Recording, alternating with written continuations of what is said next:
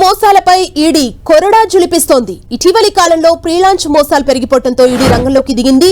ED case నమోదు చేయగానే పరారైన Jaitri infrastructures private limited MD Kakarla Srinivas ని అధికారులు చెన్నైలో అరెస్ట్ చేశారు. ప్రీలాంచ్ ఆఫర్ పేరుతో బయర్స్ ని 300 కోట్లు మోసం చేసినట్లు కాకర్ల శ్రీనివాస్ పై పలు ఆరోపణలున్నాయి. చెన్నై నుంచి శ్రీనివాస్ ని హైదరాబాద్ కు తరలించిన ఈడీ అధికారులు మరికాసేపట్లో కోర్టులో హాజరుపరచనున్నారు. ప్రీలాంచ్ ఆఫర్ పేరిట బయస్ నుంచి భారీగా డబ్బులు వసూలు చేసిన శ్రీనివాస్ ఇల్లివ్వకుండా మోసం చేసినట్లు ఆరోపణలున్నాయి. ఈ అంశానికి సంబంధించి మరిన్ని డీటెయిల్స్ మా ప్రతినిధి కిరణ్ మనకు అందిస్తారు. కిరణ్,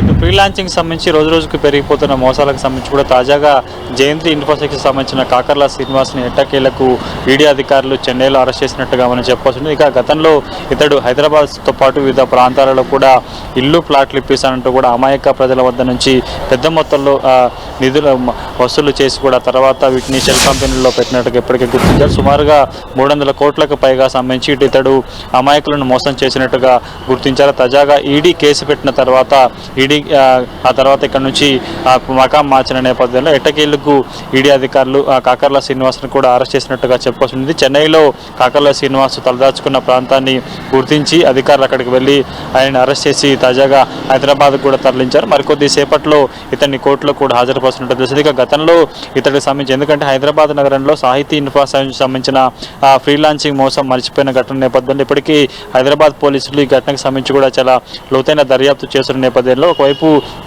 ఇలాంటి మోసాలకు సంబంధించి కూడా వైపు పోలీసుల దర్యాప్తు కొనసాగుతున్న వేళ అటు జాతీయ దర్యాప్తు సంస్థలు కూడా ఇన్వాల్వ్ అయ్యి బాధితులకు బాసటలు ఇచ్చే ప్రయత్నం చేస్తుంది. అందులో భాగంగా 300 కోట్లకు సంబంధించి అక్రమ ఆస్తులు కూడా పెట్టి అమాయకుల వద్ద నుంచి కూడా పెద్ద మొత్తంలో డిపాజిట్లు కలెక్ట్ చేసిన నేపథ్యంలో కూడా ప్రస్తుతానికైతే ఎట్టకేలకు ఈడీ అధికారులు అరెస్ట్ చేసినట్టుగా మనం చెప్పవచ్చు. ప్రస్తుతానికైతే ఇతడి ఆస్తులకు సంబంధించి కూడా 300 కోట్లకు పైగా ఉన్నట్లుగా గుర్తించారు. ఇక అమాయక ప్రజల వద్ద నుంచి సేకరించిన నిధులను వివిధ షెల్ కంపెనీల్లో కూడా ఇతడు పెట్టినట్టుగా గుర్తించిన నేపథ్యంలో అరెస్ట్ నేపథ్యంలో కూడా పూర్తి స్థాయిలో అతనికి సంబంధించిన విలువైన డాక్యుమెంట్లతో పాటు గతంలో ఎవరి వద్ద కూడా ఎంత మొత్తంలో నగదు కలెక్ట్ చేశాడు ఏంటన్న వివరాలు కూడా తెలుసుకునే ప్రయత్నం చేస్తుంది. కాబట్టి పూర్తి స్థాయిలో జయంతి ఇన్ఫో సంబంధించిన మరొకసారి ఎండీ అరెస్ట్ చేసిన నేపథ్యంలో పూర్తి స్థాయిలో బాధితులకు న్యాయం జరిగే అవకాశం ఉన్నట్లుగా తెలుస్తుంది.